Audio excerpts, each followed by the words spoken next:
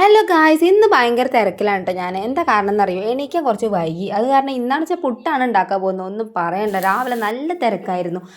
രാവിലെ ആണെങ്കിൽ എനിക്ക് കറിയൊന്നും വെക്കാൻ പറ്റിയതുമില്ല. അപ്പം എന്നാൽ ശരി, ചോറിൻ്റെ ഒപ്പം നമുക്ക് ഉപ്പേരിക്കും ഒപ്പം എന്തെങ്കിലും ചമ്മന്തി കൂടി അരച്ചാൽ നന്നായിരിക്കുമല്ലോ. അപ്പോഴാണ് ഞാൻ വിചാരിച്ചിരുന്നത് ശരി നമുക്ക് മാങ്ങാ ചമ്മന്തി അരയ്ക്കാമെന്ന്. മാങ്ങയാണെന്ന് വെച്ചാൽ അവിടെ ഇരിക്കുന്നുണ്ടായിരുന്നു. അങ്ങനെ ഞാൻ വേഗം പോയിട്ട് മാങ്ങി തേങ്ങി പിന്നെ മുളക് ചുട്ടിട്ട് ചമ്മന്തി കൊണ്ട് അരച്ചു കേട്ടോ. എനിക്കും ഇവിടെ എല്ലാവർക്കും ഭയങ്കര ഇഷ്ടമാണ് കേട്ടോ. ചമ്മന്തി മാങ്ങ തേങ്ങ കൂടിയിട്ട് അരച്ചാൽ നല്ല ഇഷ്ടമാണ്. വെറും ചമ്മന്തി ചോറ് മാത്രമായിട്ട് എങ്ങനെ കൊടുത്തയക്കുക. അപ്പം ഞാൻ എന്താ ചെയ്തതെന്നറിയോ? ഒരു ഉപ്പേരിയും കൂടി ഉണ്ടാക്കി, വഴുതനം കൊണ്ട് ഒരു ഉപ്പേരി. രാവിലത്തെ തിരക്കിൻ്റെ ഇടയിലോട്ടോ ഞാൻ ഈ കഷ്ടപ്പെട്ട് വീഡിയോ എടുക്കുന്നത്. അതിൻ്റെ ഇടയിൽ ഒരു പുകയും വന്നിട്ട് ആ കൊളാക്കാനായിട്ടുണ്ട് വരും.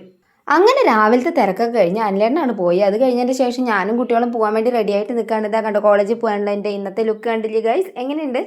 കണ്ട ഒരു കോളേജ് ടീച്ചറുടെ ലുക്കൊന്നും നിങ്ങൾക്ക് തോന്നില്ല, പക്ഷേ ഞാൻ കോളേജ് ടീച്ചർ തന്നെയാണ് കേട്ടോ. അപ്പോൾ നിങ്ങൾക്ക് മനസ്സിലായിട്ടുണ്ടാവും. അപ്പോൾ അതൊക്കെ കഴിഞ്ഞ് കോളേജിൽ നിന്ന് തിരിച്ച് വന്ന് നോക്കുമ്പോൾ അത് അമ്മയും മൈലമ്മയും കൂടി അവിടെ വർത്താനം പറഞ്ഞിട്ടിരിക്കുകയാണ്. അപ്പോൾ ഞാൻ അവിടെ ചെന്ന് മൈലമ്മ നിങ്ങളുടെ വീഡിയോ എടുക്കുകയാണ് പറഞ്ഞപ്പോൾ വേഗം തൊഴുതിട്ടൊക്കെ പാവം വീഡിയോ എടുക്കാൻ വേണ്ടിയിട്ട് പോസ് ചെയ്യാണ് കേട്ടോ.